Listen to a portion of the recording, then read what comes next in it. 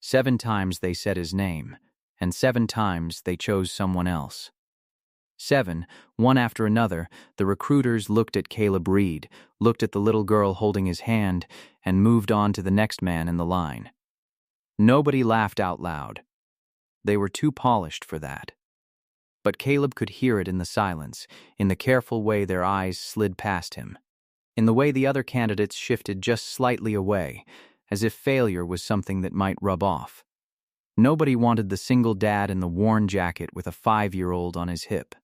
Nobody, until a woman in a charcoal coat crossed the entire floor, past every polished candidate in that room, and stopped in front of the one man everyone else had already written off. If this story moves you, drop your city in the comments below. I want to see how far it travels. And if you're still here at the end, you'll understand why. The morning had started the way most of Caleb's mornings started that year, with an apology he didn't get to finish. The sitter had canceled at 6. Emma had a low fever that wasn't bad enough to keep her home but was bad enough to make her cling. And Caleb had spent 20 minutes convincing his daughter that yes, she had to come with him, and no, she couldn't wear her butterfly wings to the most important interview of his life. They compromised on the light-up sneakers. The Ashford group occupied the top 11 floors of the tallest building downtown. Glass and steel, sharp edges, a lobby that smelled like money and cold air. It did not look like the kind of place that hired men like Caleb. He had been to a lot of interviews in the past year. Every one of them had ended the same way: a polite smile, a firm handshake, and an email 2 days later thanking him for his time. He wasn't expecting this one to be different. He was only there because the posting hadn't asked for a degree. It had asked for someone who could stay calm when everything went wrong. The open hiring event was held in a wide conference hall on the 40th floor. 40 candidates, maybe more. All men, most of them younger than Caleb. Most in pressed suits that fit. Caleb wore the one jacket he owned that still looked like a jacket, and shoes he'd bought secondhand 3 years ago. He knew what he looked like. He looked exactly like what he was. A man who had been barely holding on for too long. A woman with a clipboard ran the floor. She called candidates forward in groups, asked questions, made notes, sent most of them back to their seats with the same practiced smile. Emma sat in the corner with a coloring book and a juice box, quiet as a mouse, waving at Caleb every few minutes to make sure he was still there. He waved back every time. It was the one thing he could promise her. When his name was called, Caleb felt every eye in the room turn toward the little girl beside him. A few of the candidates smirked. One muttered something to the man next to him, and they both laughed under their breath. Caleb walked forward anyway, Emma's hand in his. The clipboard woman looked him up and down. "You brought a child to a professional interview." "My sitter canceled," Caleb said. His voice was flat, but not unkind. "She stays with me. If that's a problem, I'll leave now." The woman's smile thinned. She glanced at someone standing at the back of the room, a figure Caleb hadn't noticed until now, and something passed between them. Then she said, "That won't be necessary. Take a seat, Mr. Reid. We'll get to you." They did not get to him. Caleb watched from the edge of the room as the afternoon unfolded in the same choreography as every other rejection of his life. He watched younger men get pulled aside for second conversations. He watched recruiters lean in with interest for the candidates who looked the part. He watched a man in a tailored gray suit shake 3 different hands. The first man who spoke to Caleb directly was a recruiter named Hale, heavyset and apologetic. "The thing is," Hale said, not quite meeting his eyes, "we're looking for someone who can commit fully. Long hours. Travel, and with your situation," he glanced at Emma. "You understand." Caleb understood perfectly. He was being told that his daughter made him a liability. "I understand," he said, keeping his voice even. The second was a younger man who didn't even finish the conversation. He asked Caleb's background, heard there was no corporate experience, and his face closed like a door. He wished Caleb a good afternoon and moved on. The third spent 10 minutes talking to Caleb about the demands of the role before saying quietly that they needed someone without complications at home. Then he tipped an imaginary hat and left. By the time the fourth recruiter spent 3 minutes talking to the clipboard woman across the room and then turned away without ever coming over at all, Caleb had stopped counting. He stood against the wall and looked at the city 40 floors down and breathed carefully. "Don't let it show," he told himself. "Not here. Not in front of all of them." He was 34. He had a daughter who thought he could do anything, and a bank account that said otherwise, and a year of closed doors behind him. He had spent that year being told in 100 polite ways that he was not enough. Not for the job. Not for the life he wanted to give her. The fifth was barely a man at all. A junior assistant who took one look at Caleb and found somewhere else to be. And that was when Caleb heard it. A laugh. Low, quickly smothered, from somewhere to his left. Someone finding entertainment in watching him get passed over again and again. That was what broke something loose in him. Not the rejections. He had calluses for those. But that small, careless sound. Caleb straightened his back, lifted his chin, and picked up Emma's backpack. He was not going to stand against a wall and be someone's entertainment. He would leave with his dignity, or he would leave without the job, but he would leave on his own feet. He had almost reached the door when he heard 2 voices behind him, pitched in that careful whisper of people who want to be overheard. Can't imagine why he even came, dragging a kid around. Someone said he lost his last job when his wife left. Now it's just him. Who takes that on? Caleb kept walking. His face felt carved from stone. And then a different voice cut across the room. Clear, calm, and used to being obeyed. "Mr. Reid, stay." The whole room went quiet. Caleb turned. She stood near the back where the figure had been all afternoon. A woman in her early 30s, dark hair pulled back, a charcoal coat over a simple dress, no jewelry except a thin watch that caught the light. She had the stillness of someone who had been making decisions since before most people in that room could vote, and hadn't regretted many of them. Caleb didn't know her face, but he knew the name that someone whispered behind him. Vivienne Ashford. She owned all of it. The building, the company, the 11 floors above them. 3 years ago, she had inherited the Ashford Group when her husband died, and half the business world had been waiting for her to fail ever since. The articles called her formidable. The rumors called her cold. She had buried a husband and taken his empire in the same month, and she had held it alone ever since. She crossed the floor. The candidates parted for her the way water parts around a stone, automatically, without deciding to. She stopped in front of Caleb, and for a long moment she just looked at him. Not the way the recruiters had looked at him, sizing up a liability. Something else. The way you look at a road you're thinking about taking, interested in where it goes. "You're leaving," she said. It wasn't quite a question. "There's nothing here for me," Caleb said. "I think we both know that." "Why did you come?" He could have softened it. He was too tired to soften it. "Because the posting said you needed someone who stays calm when everything goes wrong. I've had a lot of practice at that." Something moved at the corner of her mouth, not a smile. The beginning of the recognition that happens when you see something unexpected in a familiar place. She crouched down to Emma's level, which surprised him more than anything else that day. "What are you drawing?" Vivienne asked. Emma, who almost never spoke to strangers, held up her coloring book. "A house," she said quietly. "The one we used to have." Vivienne looked at the drawing for a moment.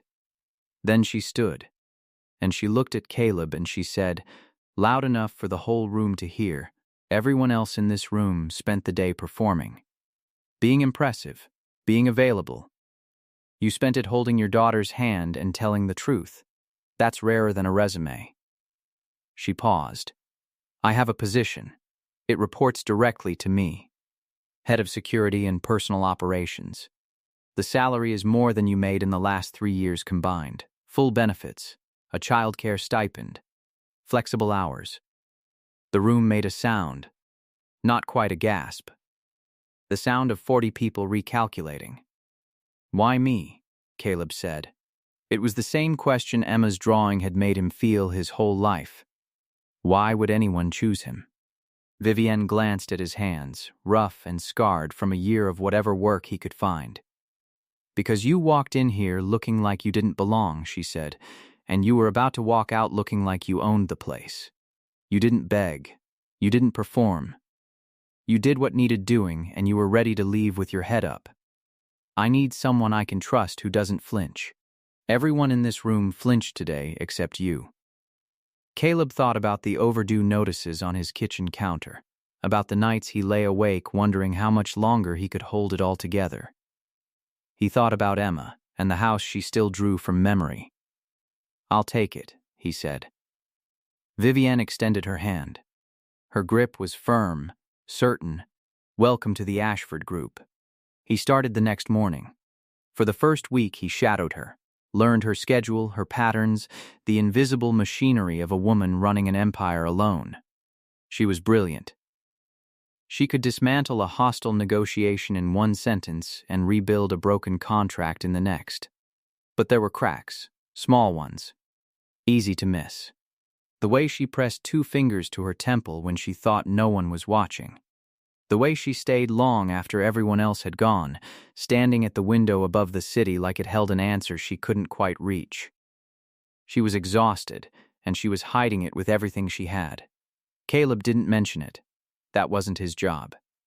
His job was to stand 3 feet behind her left shoulder and make sure no one got close enough to hurt her. And so far, no one had tried. But Caleb had spent a hard year learning what the quiet before a storm felt like. And the Ashford Group, under its polished surface, was very quiet. On the 4th day, the sitter canceled again, and Caleb had no backup. He expected to be told to take the day off, to not let it happen again. Instead, Vivienne's assistant sighed and said, "Bring her. Keep her out of the way." So Emma sat in the corner of Vivienne's office with a coloring book, quiet as a mouse. And between meetings, Vivienne crouched beside her again. "Is that the same house?" she asked. Emma nodded. Then, in a voice she almost never used with anyone, she said, "Daddy says one day we'll have a real one again." Caleb went still by the door. It was more than his daughter had said to anyone in weeks. That evening, Vivienne called him back into her office. "Your daughter," she said. "She's why you took this." "She's why I do everything," Caleb said. Vivienne was quiet for a moment, looking out at the city. "My husband built half of this company from nothing," she said finally. "And when he died, everyone who used to smile at me started measuring the walls, waiting to see how long before I lost it." She turned to face him. "I've spent 3 years learning that almost no one tells me the truth anymore. They tell me what keeps them close to the money." She studied him. "You told me the truth in a room full of people who wanted this job more than you did. Don't make me regret it." "I won't," Caleb said. He didn't tell her the rest. That before the year of closed doors there had been a different life, a marriage that ended when the woman he loved decided the life they had wasn't the one she wanted. He had let her go rather than fight in front of Emma. He had spent the year since then building walls around the two of them, certain that the only way to keep his daughter safe was to keep the world at arm's length. And now, a week into a job he never expected, he could feel the world reaching for him again. Because 2 weeks in, he started noticing things. Small things, a server log that didn't match its timestamp, a late-night keycard entry on a restricted floor by a badge that should have been deactivated, a file request that pinged 3 times in an hour and then vanished from the system. Caleb didn't have deep access to the company's network, but he had eyes, and he had the instincts of a man who had learned to read a room to survive. Something was wrong. He mentioned it to the head of the security desk, a blunt man named Doyle, who pulled his own records and swore under his breath. "We've got the shareholder summit in 2 weeks," Doyle said. "Biggest one of the year. If someone wanted to make a move, that's when they'd do it." Caleb filed that away, the way he'd filed away every warning sign of the last hard year. Over the next days, he learned the shape of the threat the way you learn a trail, one landmark at a time. The irregularities led to a man named Warren Pratt, the company's chief operating officer, Vivienne's right hand, the man she trusted most. Pratt's records were spotless. Too spotless.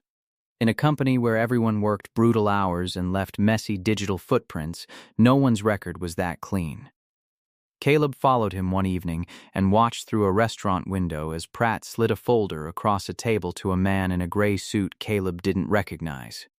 When Pratt left, Caleb found a single business card wedged in the booth. Blank, except for a phone number. He got a break he didn't expect. A young analyst named Priya stopped him by the elevators one morning, glancing around before she spoke.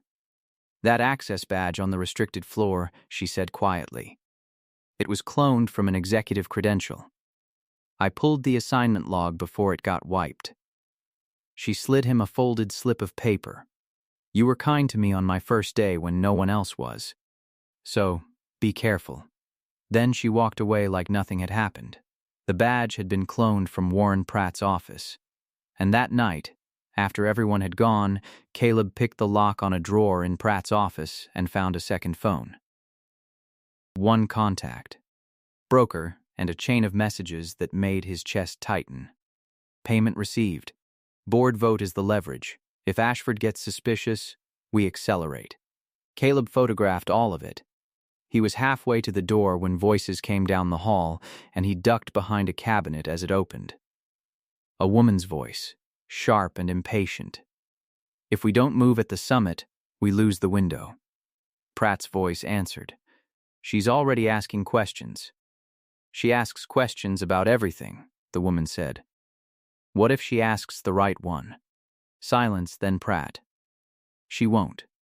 I've made sure of it. Her own board will hand it to us."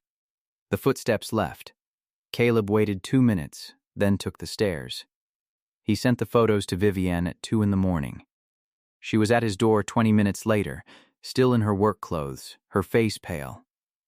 He let her into the small apartment, and she took in the second-hand furniture and the toys on the floor, and said nothing about any of it. She read the messages twice. "It's him," she said. Her voice was very quiet. "Warren. He was at my husband's funeral. He held my hand and told me I wasn't alone." Her voice cracked, just slightly. 20 years he worked for this family, and he's been selling it out from the inside. "The messages only go back 6 months, Caleb said gently. "Whatever this is, it's recent. And if it's recent, we can stop it." She wiped her eyes with the back of her hand and asked the question he'd been asking himself. "Why are you doing this? You could take your daughter and walk away. No one would blame you." Caleb thought about the way she had crouched down and asked Emma about her drawing when a room full of important people wouldn't look at either of them. "Because someone has to," he said. Vivienne looked at him for a long moment. Then she put out her hand, and he shook it, and something settled between them that neither of them named. They were in this now, both of them, all the way. The next morning, Emma was quiet at breakfast, watching him too closely. "Miss Vivienne came over last night," she said. "It wasn't a question. You were awake. I heard voices. I didn't come out, because you said not to when grown-ups are talking about serious things." She paused. "Is she okay?" Caleb thought about the way Vivienne's hands had trembled before she clenched them into fists. "She's going to be," he said. Emma nodded, satisfied, and went back to her cereal. She noticed everything. It made her sharp. It also made her his whole heart, walking around outside his chest, and there were nights the weight of protecting her felt like more than one man could carry. But all he could do was teach her to watch, to know when something wasn't right, and hope it never cost her the softness she still had. Vivienne found the money next. She'd gone through every transaction of the last 6 months, and there it was, disguised as consulting fees and operational costs, moved in pieces to accounts that led nowhere. Every payment routed through approvals she had signed without reading because Pratt had told her they were routine. "That's not just theft," Caleb said, looking at the numbers. "That's a man hollowing out the company so the board panics and votes to sell. And when they do, whoever's behind Pratt buys it for pennies. And they made sure that if it comes out, it looks like I let it happen," Vivienne said. "That I was too weak to see it." She looked at him. "Which is exactly what everyone already believes about me." They found the top of the ladder 3 nights later. The sharp voice from Pratt's office belonged to a woman named Diane Keller, the chair of Vivienne's own board. 60 years old, appointed by Vivienne's late father-in-law. The one person on the board no one would ever suspect. She had been to Vivienne's home, she had spoken at the husband's funeral, and in 3 months she had quietly moved money that couldn't be explained by any salary. "I trusted her," Vivienne said, staring at the screen, pale. "I thought she was the last person left who was on my side." Caleb didn't answer. There wasn't anything to say. Before the confrontation, Vivienne took him somewhere he didn't expect. Not her office. A small private study in the residence at the top of the building, the one room her husband had kept exactly as it was. Books, an old model of the first building the company ever owned, a photograph of a young man grinning beside a half-finished project. She sat down and turned a pen over in her hands. "He used to bring me in here when the board scared him," she said.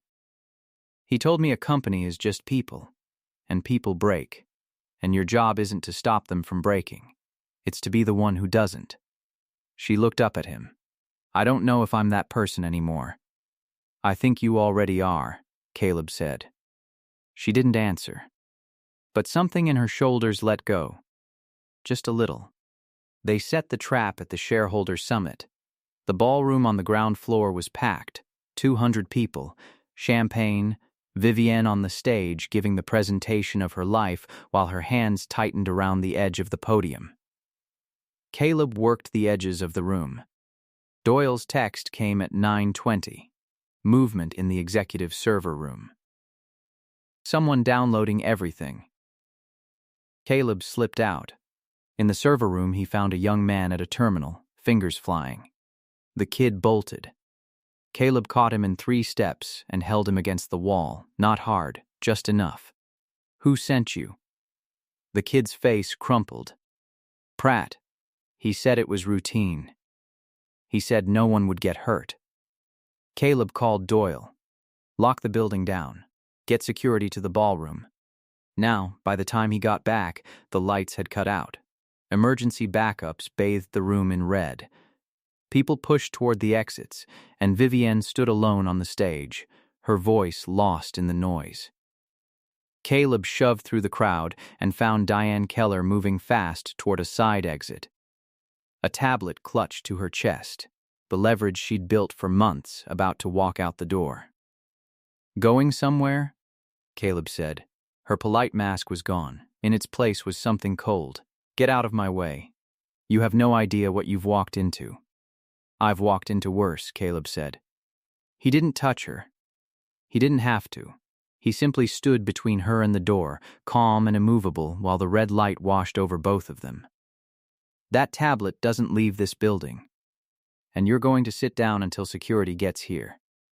She looked at him, breathing hard, and for the first time the certainty in her face cracked. She had planned for the board, for the lawyers, for Vivienne's grief. She had not planned for a single dad in a second-hand jacket who didn't scare and didn't move. Security arrived 30 seconds later. He found Vivienne at the edge of the stage, alone in the red light, staring out at the wrecked room. Overturned chairs, shattered glass, 200 people gone into the night. "Is it over?" she asked. "It's over," Caleb said. She nodded slowly. And then, for the first time since he'd met her, Vivienne Ashford let herself cry. Caleb didn't say anything. He just stood beside her, steady, the way you stand next to someone who has been holding themselves together with willpower and nothing else for far too long.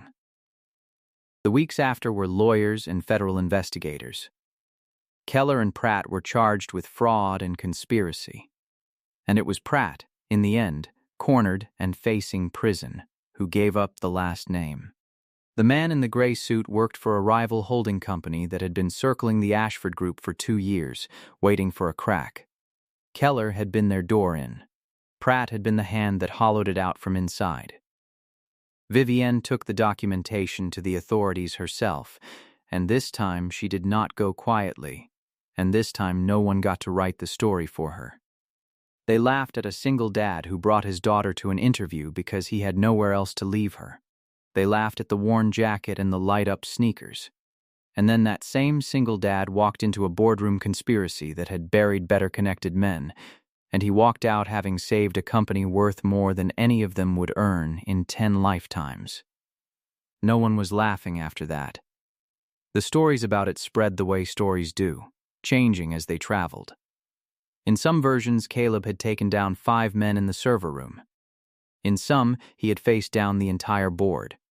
He heard a few of them himself and didn't correct them, because the distortion was how significance got carried in a place like that. But one detail never changed, no matter who told it.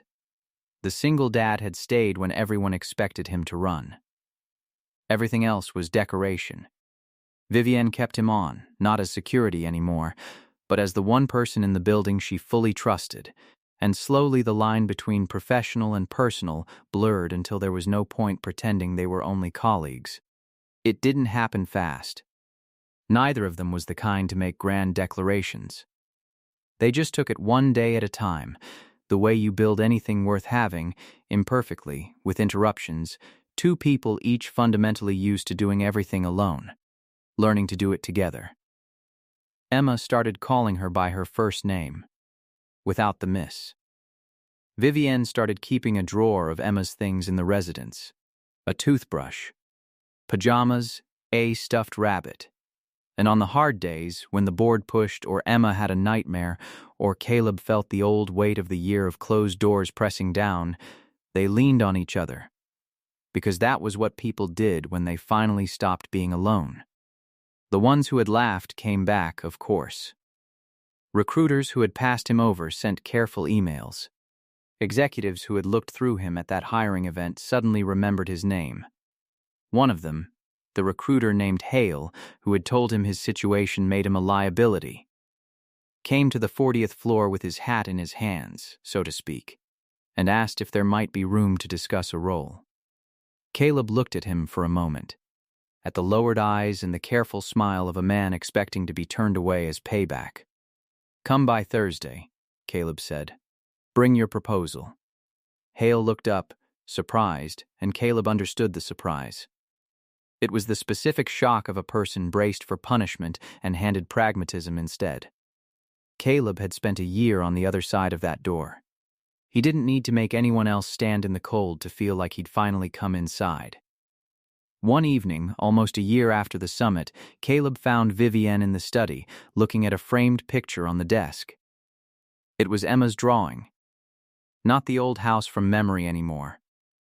A new one with 3 people in front of it and a big, warm sun in the corner. All of them smiling. "I keep it here," Vivienne said without looking up. "To remind you of what?" She turned to face him, and Caleb saw something in her expression he hadn't seen the day they met.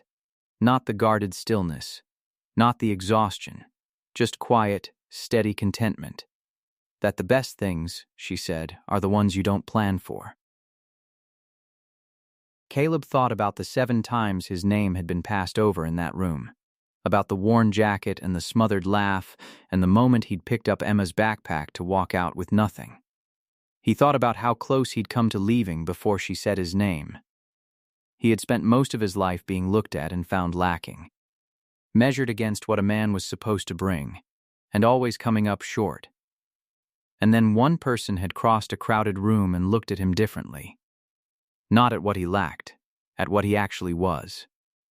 The scarred hands and the tired eyes and the stubborn refusal to put his daughter down or pretend to be something he wasn't. Because that was the thing he understood now, in the way you only understand things after you've lived them. It had never really been about the job, or even about Vivienne. It had been about being seen. The specific, inconvenient, unglamorous truth of him, and someone choosing that anyway. Choosing to stay. They had laughed at a single dad, and a single dad had turned out to be exactly what he'd always been, worth choosing, if only the world had bothered to look. The only difference now was that the world no longer had a choice. Emma ran into the study a few minutes later, out of breath, holding a fresh drawing. She held it up to Vivienne, careful, like it was made of glass. 3 smiling faces, a yellow house, a warm sun, and underneath, in careful crayon, a single word.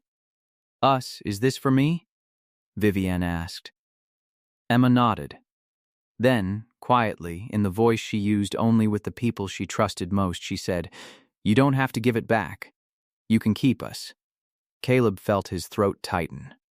Vivienne folded the drawing like it was the most valuable thing in that building full of valuable things, and tucked it away, and said, "Forever, if this story stayed with you, tell me in the comments. Who was the one person who chose you when everyone else walked away?" I read every single one.